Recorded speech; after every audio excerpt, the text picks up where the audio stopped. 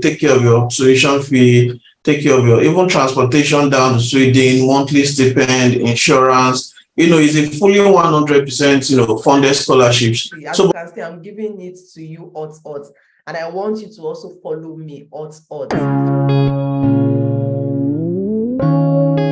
So yeah, hello everybody, welcome back to my channel. As you know, my name is Ola, and on this channel I give tips on how to study abroad, visa process, and everything in between. And I know, like, beginning of this year, I told you that I wanted to explore other countries, particularly for people that have tried the US before, and the US was not USA for them. And I'm like, okay, you don't give up on your study abroad journey. There are other countries you can try. And we started the series with the study in Italy video. So if you've not seen that video, I'm just going to pop it on the screen. Make sure you watch that video as well. But today I have an exciting news to share with you, because today we'll be exploring yet another country. Yet another country. As you can see, I'm giving it to you hot, and I want you to also follow me hot.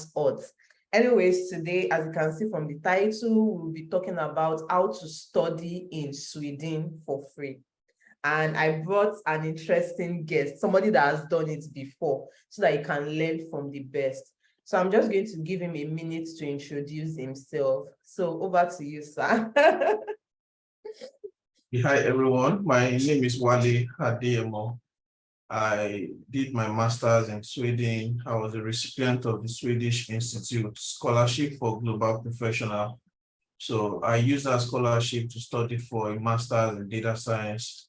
And it was a very exciting experience, and I hope to share more about it as the conversation goes on.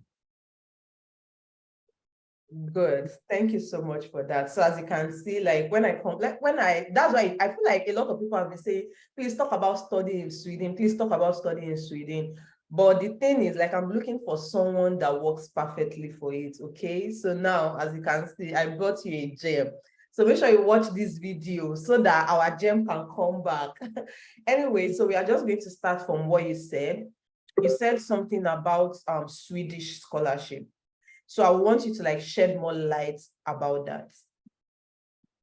Okay, so there are several scholarships in Sweden. So quite a number of universities, they have their, university scholarship. Some are fully funded scholarship.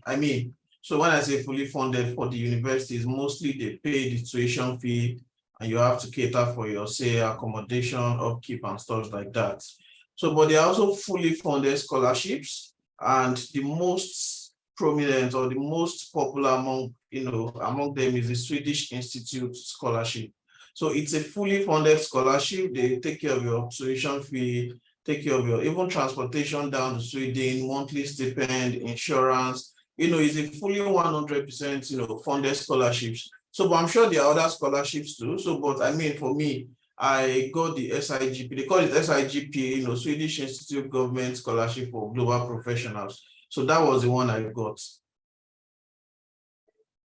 All right. So still talking on the scholarship, the SIGP one that you got, what were the requirements for you? And also, is it a Nigerian thing, or do they give other country? Who owns the scholarship? Is it the Swedish government, or is it the Nigerian government that is giving the scholarship? I know this is a lot of questions jumbled into one. Yeah. Okay, so the scholarship is owned and run by the Swedish government, not the Nigerian government, and it's open to every country in the world, at least to the best of my knowledge, except countries that maybe they are, having sanctions, say like Russia, so, and stuff like that. So, but it's open to every country. On their website, they are also going to specify that, okay, it's open to these countries, but there's just a very small number of countries that the scholarship does not, cater for. So it's run by the Swedish government. Okay, so you asked one other question? Yeah, so the other question is what did you have to do to get the scholarship? Okay, cool. So the peculiarity of that scholarship is that they focus more on work experience and leadership experience, even much more than academic qualification or what you graduated with and stuff like that. So from the title of the scholarship, is a scholarship for professionals. So that means that, look, if you have some work experience in banking, in IT, in sustainability, in, gender, agriculture, anything, it's not just streamlined to say tech or say healthcare or, it covers nearly all the courses, that Swedish universities offer at master's level. So, but the emphasis is on work experience. You have to have some 3,000 hours of work experience, which is equivalent to about 2 years. And you have to have, leadership experience. They are so particular. Of course, your academic qualification also play a role. So, but the two most important, they don't bend on that. You must have that number of hours of work experience and 2,000 hours of leadership experience. So for leadership experience, it necessarily doesn't mean maybe you are the head of a department. That qualifies. Yeah, so but leadership experience in their own context could also mean like, okay, maybe you are heading one or two persons in your place of work. You've led, say, leadership initiatives in the past. You run a company. So this is even open to entrepreneurs. So I run my own company. So even if you're an entrepreneur, so long you've been doing your business or you've been working for, say, equivalent to 3,000 hours and more. And of course, running a business that has at least one employee is automatically, puts you in that leadership position. So any sort of leadership position at all, at your place of work, say with NGOs, anywhere, so long you can demonstrate that, hey, I've been in a leadership position, I've led people, I've led initiatives, this was a problem or like a case study I can point to, this was how I approached it, these were the outcomes, just demonstrate that, look, I have leadership, not just potentials, I have leadership experience, and my experience spans through, say, 2,000 hours or more. So those are their focus. Then, of course, I feel like the third requirement is now your academic. So, but professional experience first, leadership experience second, then academic, qualification, third. Thank you. So I know you said something about like work experience. I know you've given us a lot of information, so I'm just going to take it one after the other. So the work experience, can we regard internship as work experience? Also, can we regard the NYSC in Nigeria? I know Ghana also has like a year of service. Can we refer to those as work experience as well? Okay, so to the best of my knowledge, for internship, you can refer to it as, work experience, so long you can specifically mention what your job roles were, what you were doing, what KPIs, you were being evaluated with, and stuff like that. Yes.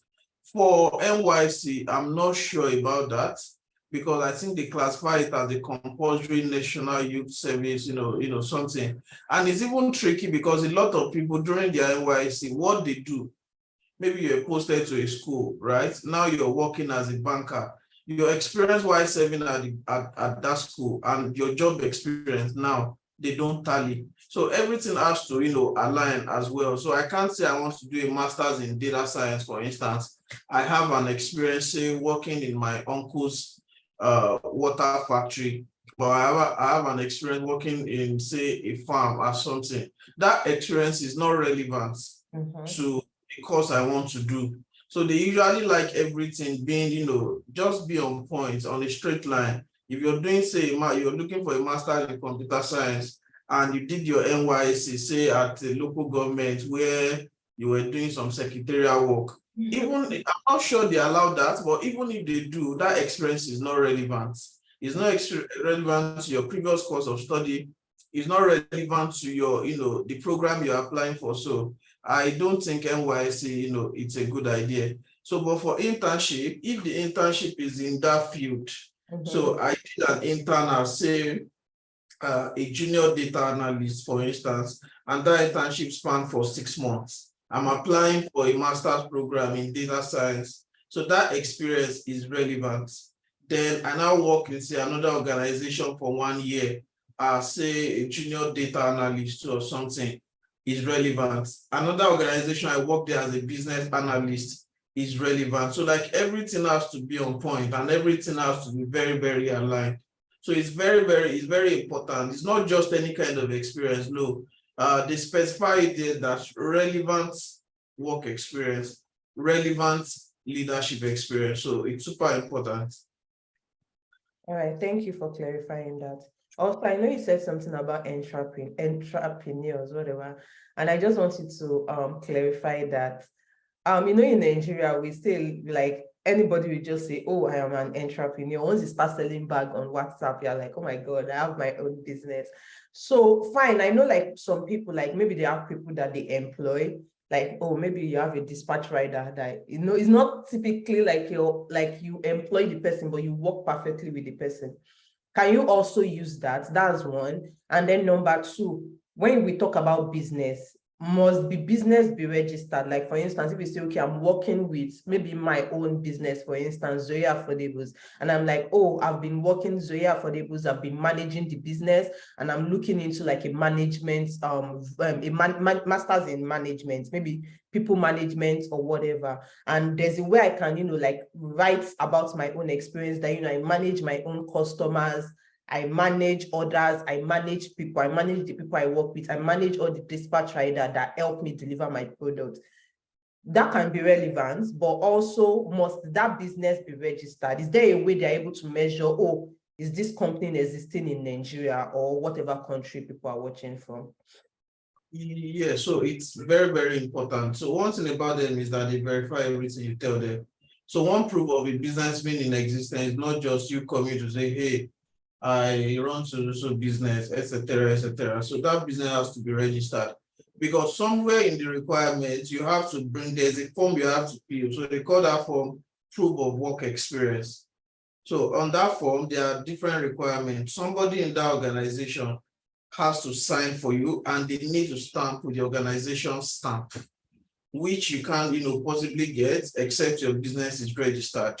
So it's advisable, even though when I applied, it didn't outrightly state that the business must be registered. But I think it's just logical, since they are asking for signature, they are asking for stamp.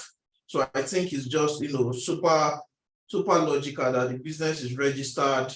The business has at least one person or two persons, somebody that can talk about your work experience. So it's not you now coming to say, hey, blah, blah, blah, blah, blah. No, somebody has to come. So maybe the HR or just somebody else in that organization that can sort of speak about your work experience, speak about your leadership experience. The person can sign and the person can stamp with the organization's stamp. So yes, I would say if you're an entrepreneur, you are considering this, make sure your business is registered, make sure your business has a website, because I feel like, I'm not sure, so but I feel like they actually go, they check that business, out. So the difference again between they and we Nigeria is that I think in Sweden, nearly every business is registered. Oh. Yeah, so they assume that, it should be that way in other countries too. So if I'm claiming that I run so business or something, there should at least be something like a website or something they can click on, somewhere they can go to sort of validate that this is an actual business and this thing is registered, just to give your application credibility, because thousands of people are applying and you don't want to shoot yourself in the leg. Okay, thank you very much for that. So you said like work experience is like the most important thing for this scholarship. So Yeah. that means what you're saying is like undergraduate students cannot apply for this scholarship. Is that right? Yes, absolutely. So it's scholarship majorly for master's program. Okay. Yeah, so undergraduates cannot apply. You need to have that work experience, and you can only use the scholarship for master's program, not undergraduate program. Okay. So now that we understand that, okay, this focus of this scholarship is basically work experience. So let's move to the academics part. So what degree of education, like I would like put it, can somebody that finished with a third class apply? That's okay. Let me just ask that one. Can somebody that finished with a third class apply with maximum work experience? So I would say yes, because on the application, they didn't specify that, hey, this is for people with at least a 2-1. No. Yeah. All they require is that you have to be a graduate. Okay. You have to have, have a bachelor's degree or its equivalent, but a bachelor's degree. So I think third class can apply, 2-2 can apply, 2-1 first class can apply. Again, I'll keep saying this, the most important thing for this scholarship is relevant work experience and leadership experience. Those two are non-negotiable. You must have leadership experience that spans at least 2,000 hours, and you have to be able to demonstrate it. So it means that even if you have a first class or a first class plus plus, and you don't have, say, leadership experience, you're not going to get. I think it's very important to understand the objective of every scholarship. So there are scholarships that, hey, this is for people that want to go into research. This is for people that want to go ahead to probably take a postdoc or, do a doctorate, something like that. So I think the Swedish guys, they are very practical in their approach, and they are very, very, very concerned about sustainable development goals. So if you know those sustainable development goals, you will really agree with me that sometimes it's beyond academic qualification. They want to see that this person is actually creating value. They want to see that this person is contributing to at least one of those SDG goals. So if I'm an entrepreneur, I can say that, hey, I'm contributing to SDG goal. I don't know the number again. So I can say I'm contributing to, say job creation or decent, standard of living. Another person can say, okay, my work experience is helping me contribute to gender equality. Another person can say, my work experience is helping me contribute to, say, clean water and sanitation. You can't really say, okay, because I studied business administration, I'm contributing to job creation. If you've not worked, so they are very, very particular about those SDG goals. They are very particular about sustainability, environmental sustainability, economic sustainability, girl child, gender equality, decent work, study those SDG goals. So, and I feel like that is the major reason why they focus on your work experience and your leadership experience. For most of those SDG goals, if you volunteer, for instance, most of those NGOs, either they are solving one, maybe keeping the environment clean, giving the girl child opportunity, they are doing something on reproductive health, they are doing something on contraceptive, all of these things. So most of them fall under SDG. So please, job experience, relevant job experience, leadership experience, whatever degree or whatever class of degree that you graduated with, I think that is secondary, so long you have, say, solid work and leadership experience. All right, thank you so much. So another question is, since you said like academic is not really, of course it's important, because for you to do a master's, you also need to know what you are doing, right? So what else I would say is, like, aside from, like proving work experience and like how you've contributed to the SDG goals, did you have to write any exam? No, you don't have to write any exam. However, I would say that they have their template for everything. Okay. The template for, you have to submit your CV. You have to, say, proof of work, proof of leadership experience. You have to write a motivation letter. They have a template. So everything you're going to be doing or you're going to be writing at the end of the day, maybe it's even more tedious than writing an exam. So, but you're not writing an exam. Okay, I think it's actually good. Like, if they have a template, I think it's actually good, because people can, like, if you really, like I say it, if you really want to study abroad, like, you will give everything it takes to meet those requirements.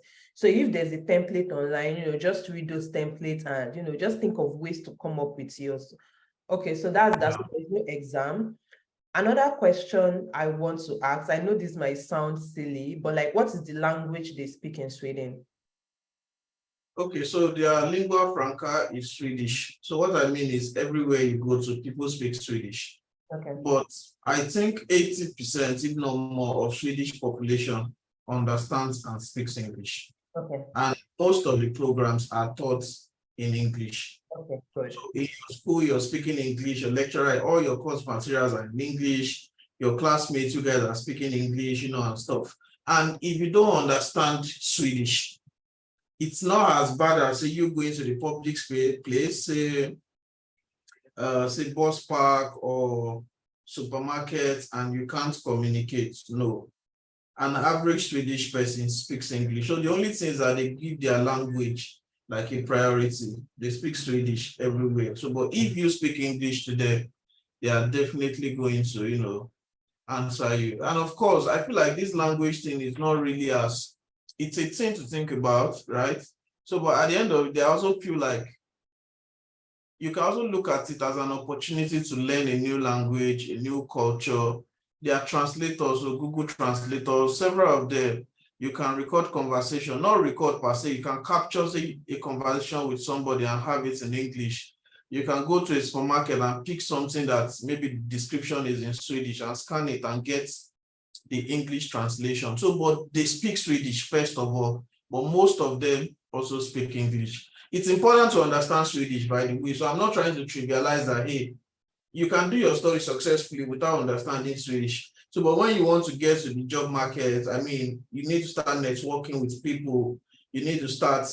So they always have this thing for people that can speak Swedish, not just because of the language. I feel like majorly it's because of maybe some cultural thing.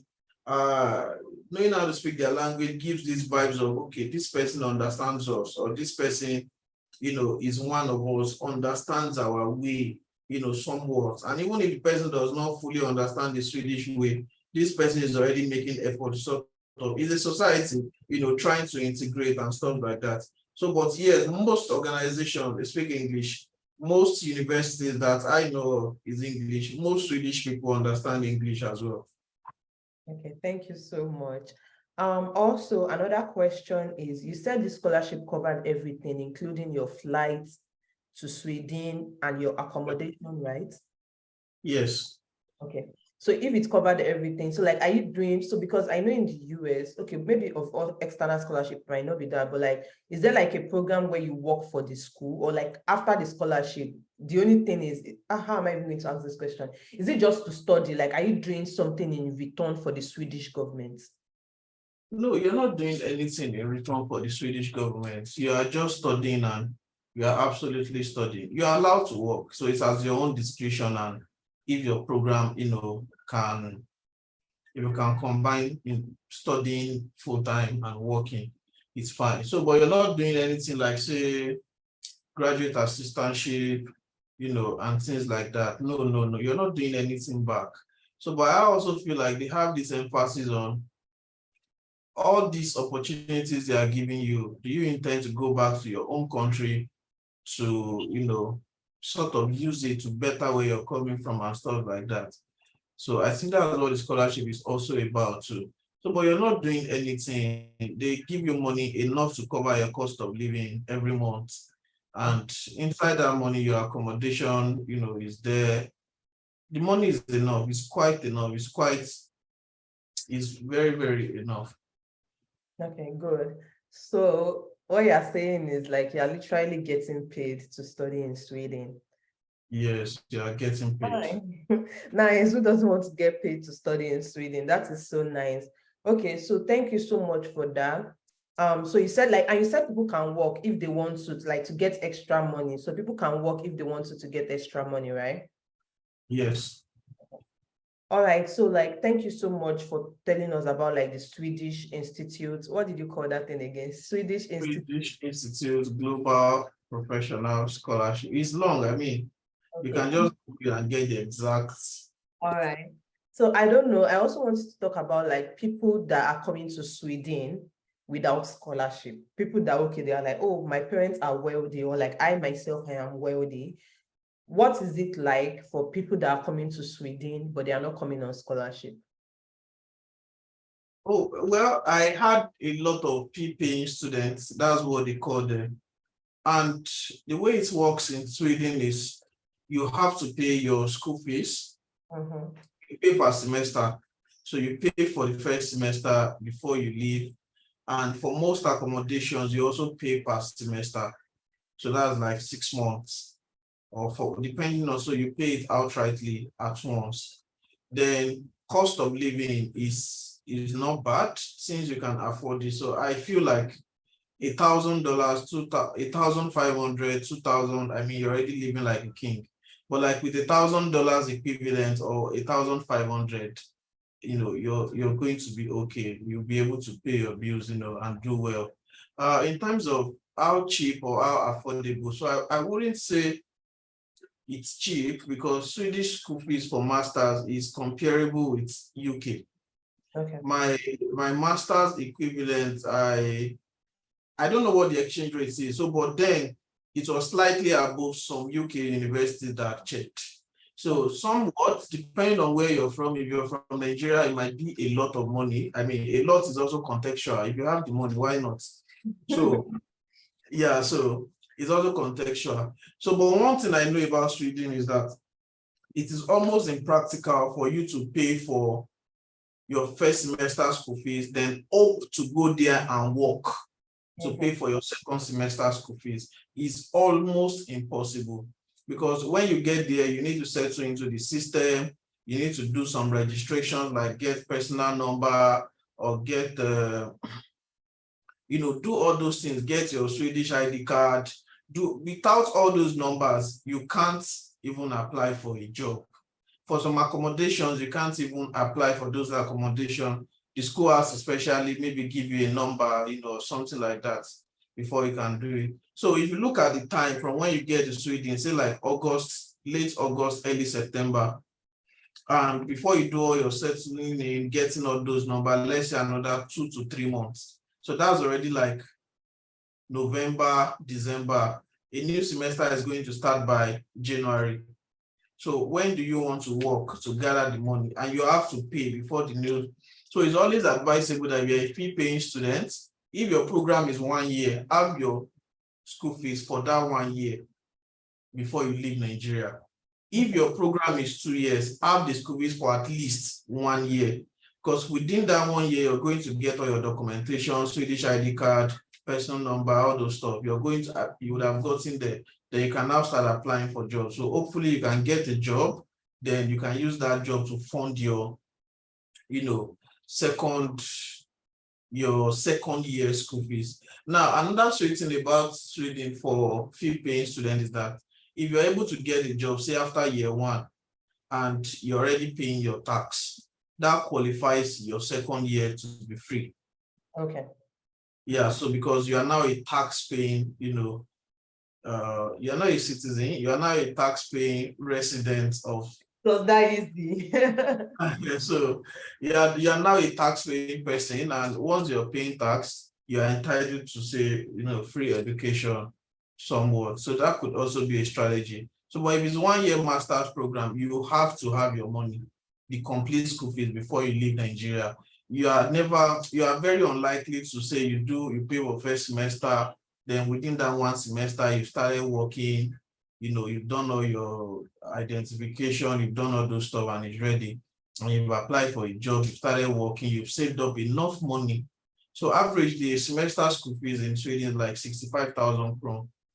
So I mean, that's 65,000 kron in dollars. So that should be like 6,000 or 6,000 or thereabouts. Honestly, it's not bad because US schools are far more expensive than that. Like for my own master's, I think the money was like 24,000, and it's not even for a year. I'm talking about a semester. It was like 24,000 US dollars. Is it 24? Like, yeah, I think it was like 24,000 US dollars, or maybe 12,000 US dollars for a semester. So in a year is about 24. Then with the cost of living and everything was like 58,000 for a year. Yeah, everything was like 58,000 for a year. 58,000 US dollars. Oh, more, that's a lot. Yeah. So I think that US is like on this extreme end of the spectrum, as it were. So like Sweden is.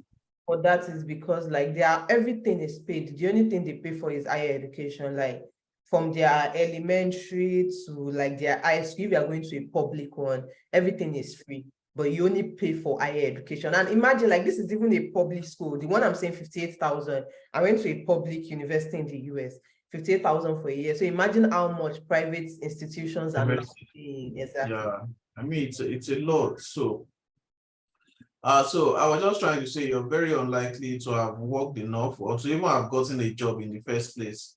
It takes a bit of a time to really integrate into the Swedish society. And I'm not even saying making friends now. I'm saying all the registration you have to do, all the, IDs, all those stuff that you need to get, without which you can't apply for a job at all. Okay. So I know, So yeah, I know somebody asked, the person was like, please, can you talk about undergraduate students?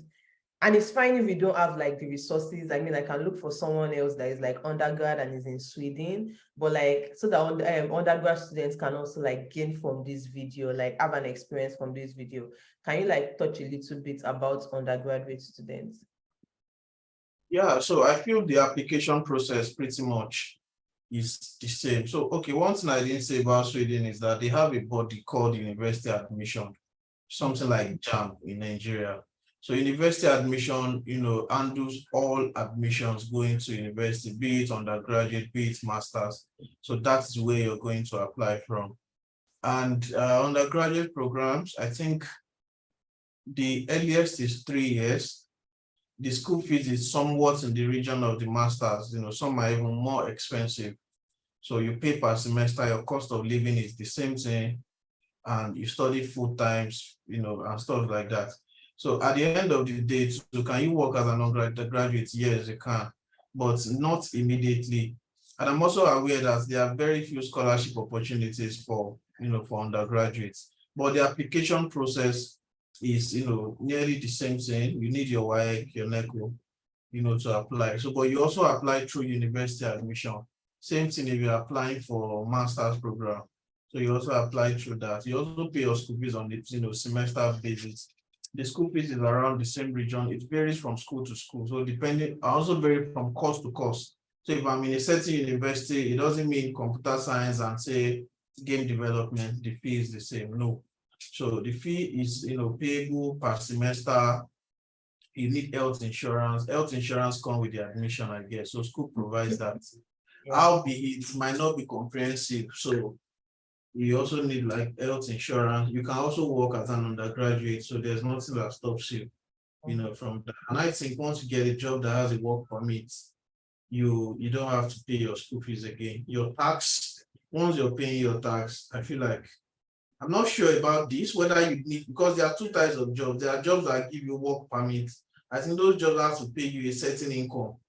So I'm very sure about the fact that once you have a work permit, you don't have to pay school fees again. So, but I also know that there are jobs that won't give you job permit necessarily because they are not paying up to that salary bracket. So again, I think so long you're paying your tax in Sweden, your education is free. So that's all I have about undergraduate programs. Okay, thank you so much. Another question is, what are like the postgraduate job opportunities in Sweden? Like when you are done, can you stay back to work?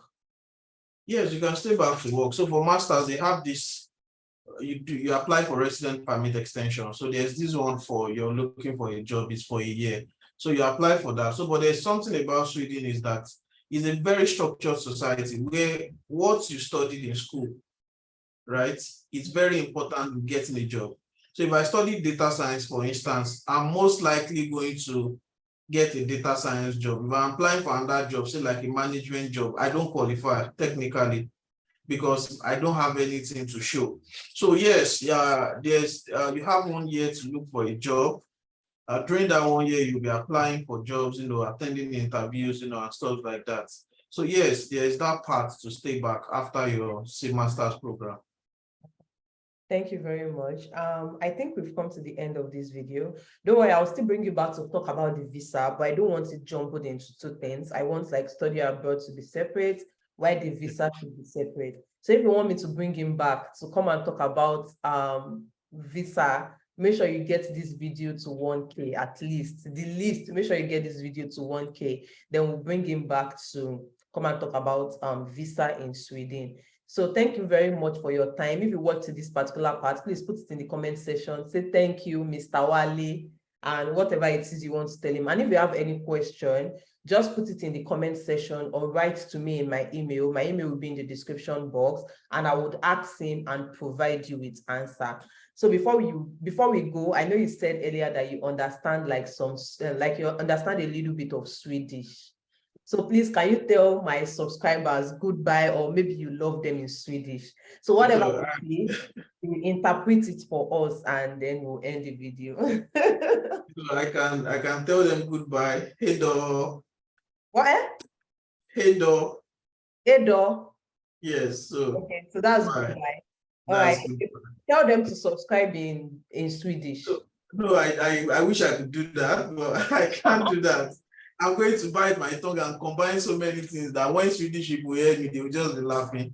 So subscribe to our channel, watch our videos, share our videos, like our videos, comment on our videos, and take the video to 1K at least. Exactly. Share my video. The way to get 1K is to share my video. Share the video. As you can see, this is an excellent resource for you. So share the video, comment down below, and I'll see you in my next video. Love you. Bye.